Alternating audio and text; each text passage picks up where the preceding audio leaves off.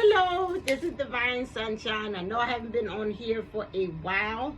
However, I wanted to come on and do for this Sagittarius energy that's happening with the moon and the transition in the phase that it's in right now. So I'm just going to jump right on into it, and then I'll do on some couple of other ones.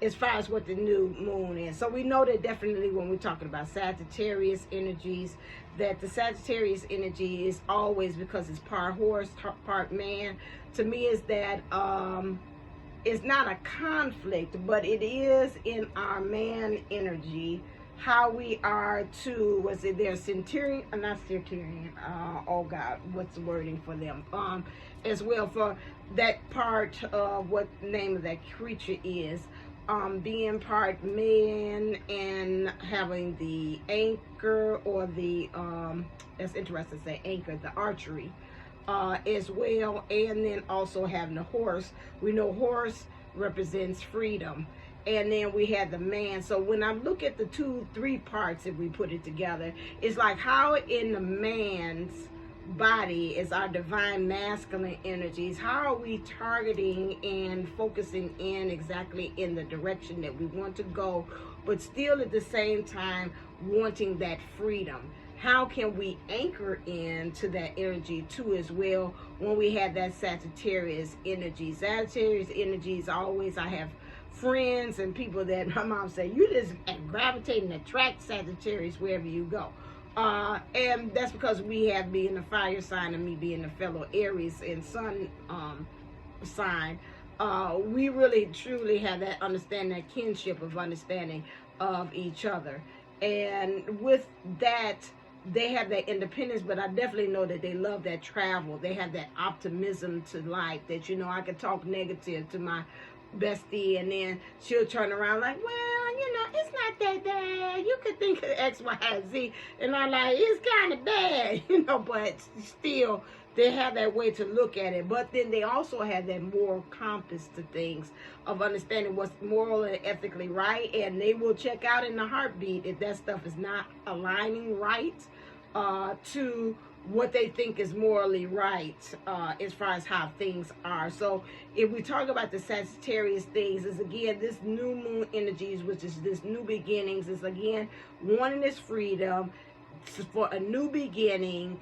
How do we start? Where do we focus in the capabilities of being in our divineness, of using both parts, of understanding that freedom and wanting to go in a certain direction as humans, but understanding that that divineness is going to help to catalyst or to push us forward in the direction that we want to go.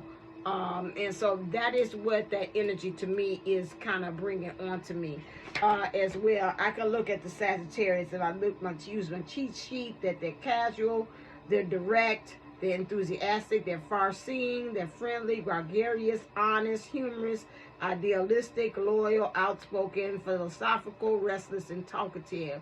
They are a traveler. I said that already.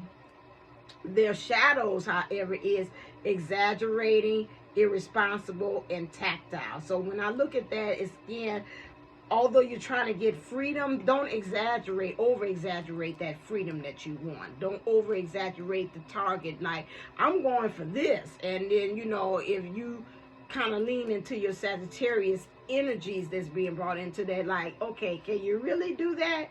You know, so that's something that you got to really kind of look at. Let's not chew too much or bite more than you can chew into what's going on into the situation.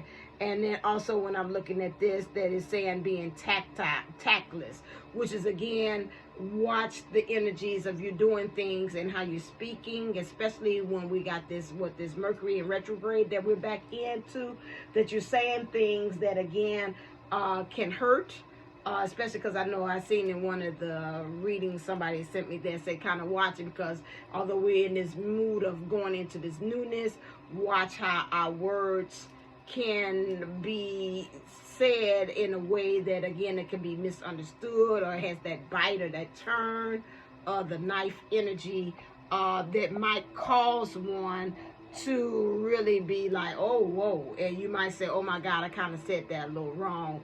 So kind of watch that, okay? So when we look at the moon energies for what's going on with this new moon, we see that the following here is clear.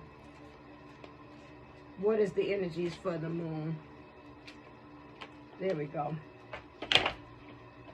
So this moon energies that's bringing about is, again, be bold and make the first move, okay? And remember, again, watch the shadow aspect that, again, that this Sagittarian moon can bring, because, again, that shadow, which is, again, say, yeah, I can do it, but you're biting off more than you chew. Being tactless. Okay, I'm going to do this no matter how anybody feels about it. This is what we're doing. I'm sorry you ain't on my thing. I'm sorry, but I ain't sorry. Kind of watch the verbiage and the word choices that you use in order for you to make this big and bold move. Because like I said, I feel right now, we feel in our spirit the need for speed. It's not somehow somebody's movie. And so I feel like, again, you feeling like this boldness and this freedom that you want to take. So you want to kind of, again, just watch your editing on things that you are doing. The energy that it is also bringing to us is clear. It was, they want us to focus on, I seen it, but I didn't. Okay, it came back up. And that's interesting about the action, okay? And I got underneath the thinking woman. The action. Okay, so the action, that again, that's that light and that shadow. Watching and making sure that, to me, when I look at this, is that your spirit is taking the lead and that shadow is taking the back seat. Because I said, again, you got to kind of watch it where you just like, I just want what I want and I don't care how I get it, because I just tired of being repressed or oppressed underneath these conditions. And 2024, like one of my friends say, 2024 is my year. Okay, it's mine. Okay, so you've got to watch as far as what are the procedures.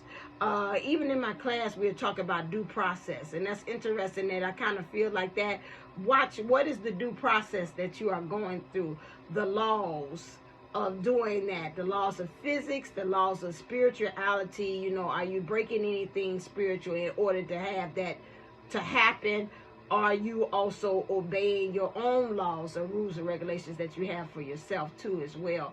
So you want to make sure that while you're doing this, that you're doing it in a way that, again, is honorable to yourself, but is honorable to others, and that in some ways that you're not building any more karma in the process. This is what they're saying about due process, making sure that everybody's rights and is also being respected as you're doing that as well, making sure what's right for you, make sure you're being protected for you as well, this energy of the me and mine. So in some ways it's a blessing, and I'm hearing somebody say, and it's a curse that we have, and it's all a blessing though, the Mercury retrograde, because you know retrograde is always about the it's about reassessing, reinvesting, re-looking, re-examining, all these things. So while you're ready to say go, put the pedal to the metal, you know, you're checking out the street signs, seeing if it's any cops. I know that when I was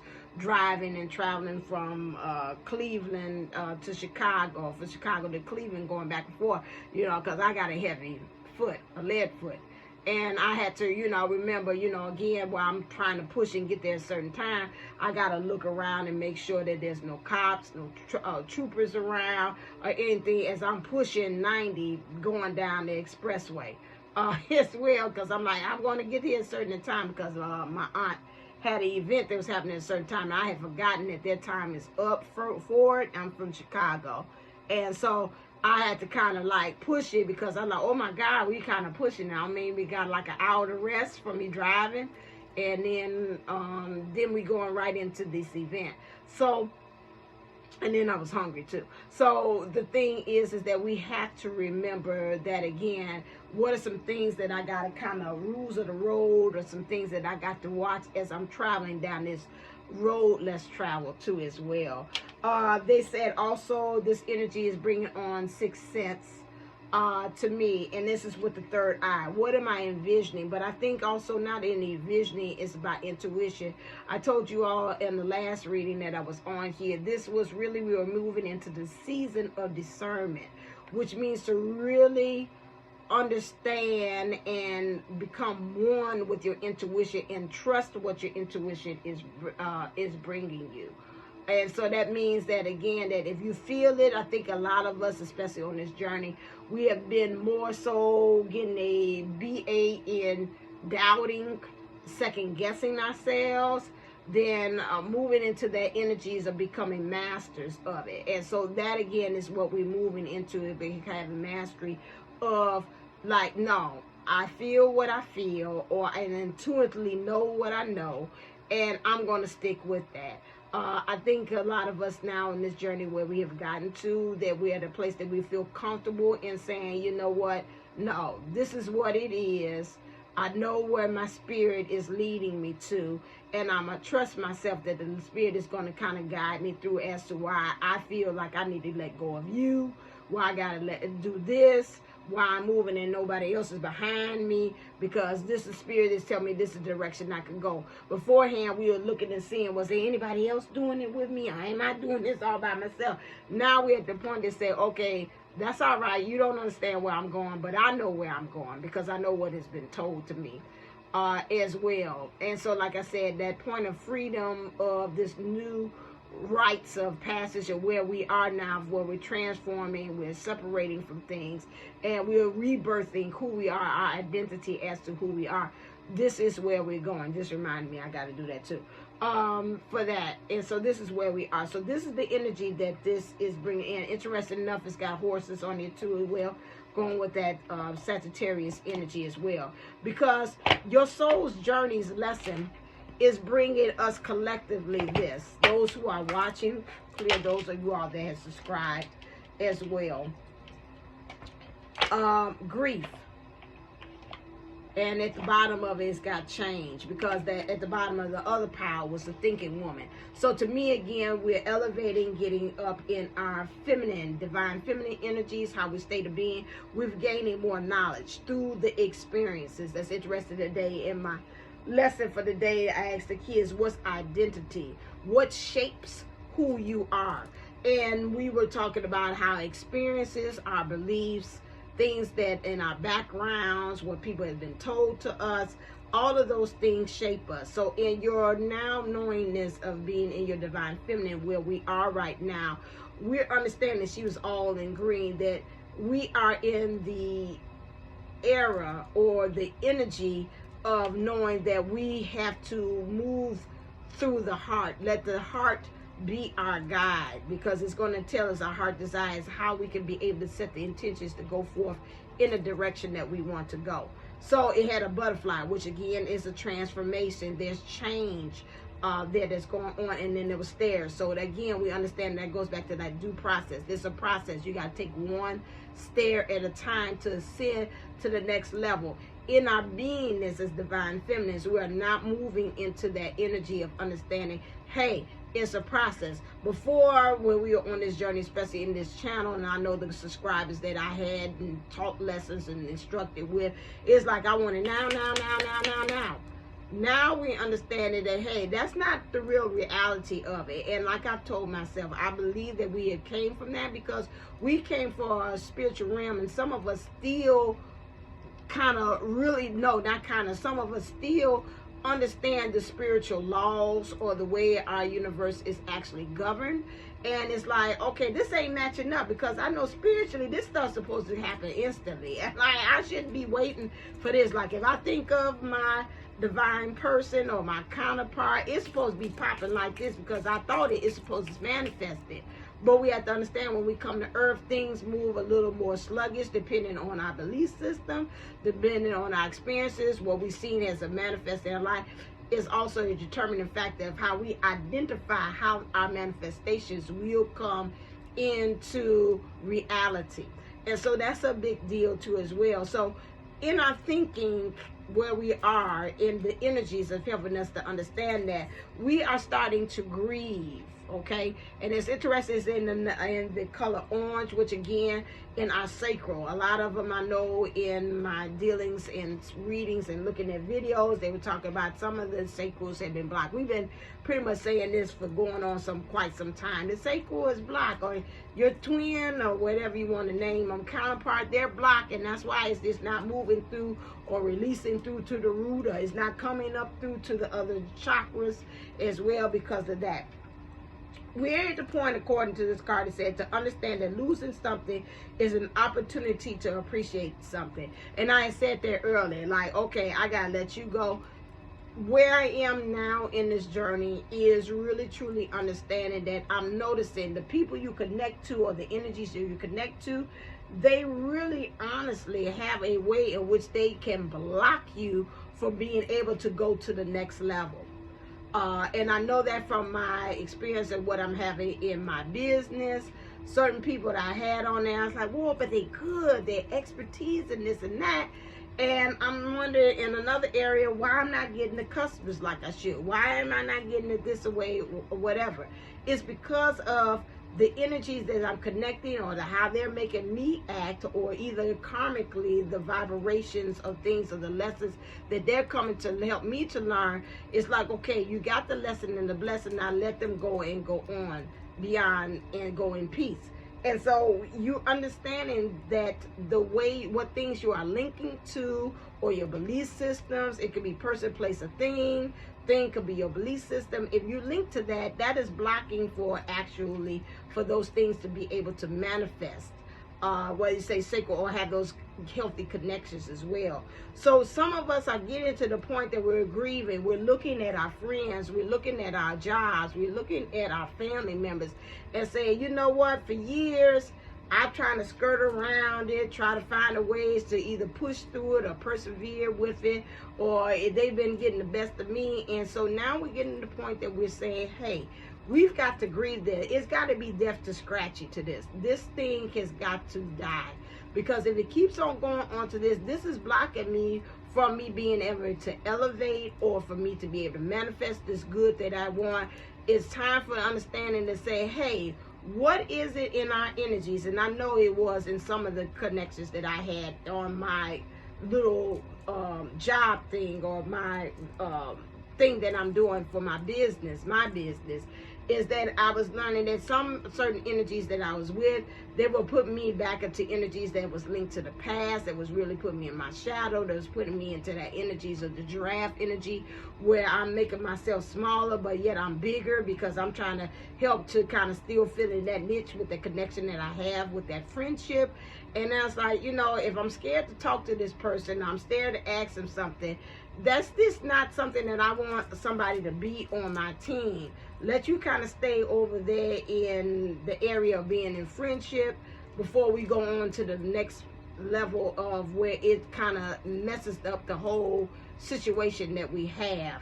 And so then again, like I said, you got to kind of pay attention to how does that connection make you act? Does it really make you feel like you're empowered, you're much bigger?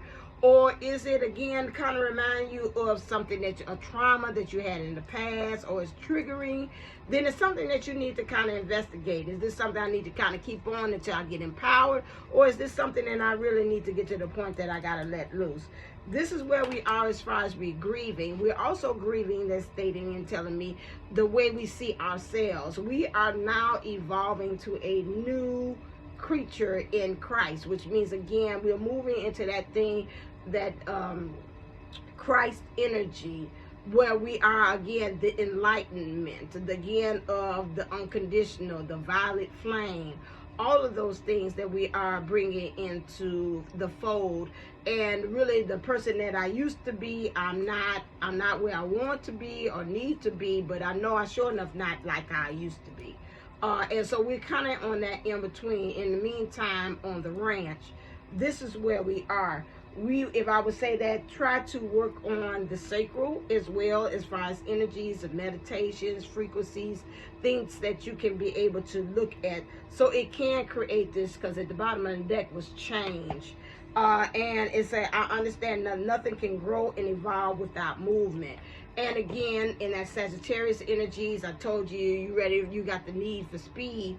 Horses, we always know, we don't think of them as standing still and just in their beauty, which although they are very beautiful. I remember seeing that on Facebook. They say this is one of the majestic and most beautiful horses, and he was big and Clydesdale big, and muscles was all that, and the hair was just flowing like Fabio in the horse form. And with him and all his beauty. But the really beauty is to see a horse really in full speed, just going and just running wild and running free. That's the beauty part of it too as well. So again, the movement of it is also part of the journey, because the spirit wants you to know that you are destined. So we're going to do like they do in class, which is backwards planning. Where are we exactly supposed to be ending up, which is clear.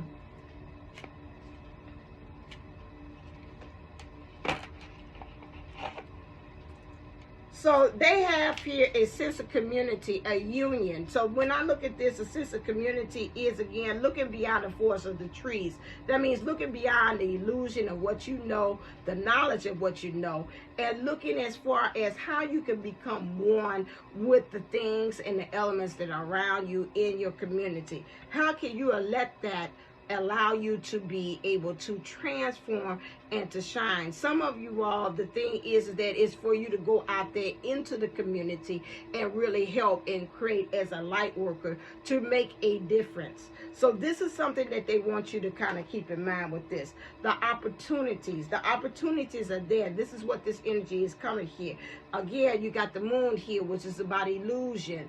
Again, it's about watching how you thinking things are coming up, but however it is about your true intuition and your awareness too on the other side of that. Because even in the darkness, I'm seeing here there's opportunity. So some of us say, hey, I can't see it. It look like we doing the same thing over and over again. Ain't nothing changed for me. But again, here's that forest, the trees. Again, it's about, again, your knowledge, and still there's gaining access to the things that you are supposed to be and the things that you desire, even in the darkness. So even if those of you all are saying, I'm kind of going through a period where I'm not really truly understanding what's going on, and I won't say the dark night of soul, you probably have had some of those things that have happened too as well, but they're saying still in the darkness there's knowledge. And this is what I'm picking up. Some of us, again, in this energy is about leadership. We got the polar bear there. Polar bear is about striking. Again, they have a brute force, but again, they really have that protectiveness as well. And even in the cold elements, this is what I'm thinking. Again, while we got winter is when things shut down, they slow down. But then even underneath the snow or the barren soil, still things are growing, still things are preparing, things are becoming dormant. So even again in the bears, I don't know if they have that same thing, the hibernation thing. But again, they're telling me things, even if it seems like a slow process, like I said, this due process, they keep on saying this process, and it's very slow. Things are kind of slowing down. When I think about bears kind of move slow, but still they like, hey, don't get it twisted, because once I get to moving and I put that hit on you and that force on you, it's over, baby. So you gonna know you got hit. Please understand that again, like they're saying, something, whatever is going on through those of you all that watching, is going through slow-mo. But they say watch it, wait until it gets to really picking up, baby, because when it picks up, is you gonna know that either spirit is here or you've been struck and you've been hit with this. And so again, the polar bears in the cold, I'm seeing all this element, and this is about your leadership. Some of you all is on like slow cookers. You're being slow cooked, but guess what? When you come out, you're gonna be, that meat is so tender, it fall out the bone, or you can pull that sucker apart by just a fork. You don't need a knife or anything like that. This is what they're saying, and they got a star. To me, this is like your north. What is your north compass? Your star is your desire, the direction that you actually want to go. That's the thing that's driving force. That's you set the intentionality through there, and then you kind of move from there as well. And you strike and you move, but you take, again, that's what I'm saying about the Sagittarius, watching that shadow, be tactile, be, again, watch your efforts, take your time, not being at it very haphazardly. I'm trying to see what the exact words that they use there for that, not exaggerating, not being irresponsible, when you're moving like that, they want it with intentionality as you move. But they also still want you to take risk, okay? And this taking risk here, to me, again, it looks like Sedona. That is, keep it spiritual, what you're taking risks. Make sure that you're always checking in with spirit. Is this the direction I should go? Is this where we're going? Not you off with yourself. So you think about it, say, oh, I got this inspiration. Now let me check in with my spirit to see if it's in alignment with what I'm saying. Because you got this hawk here. Hawks are able to fly over the storms. They're able to look at bird's eye from high depths to be able to look and see.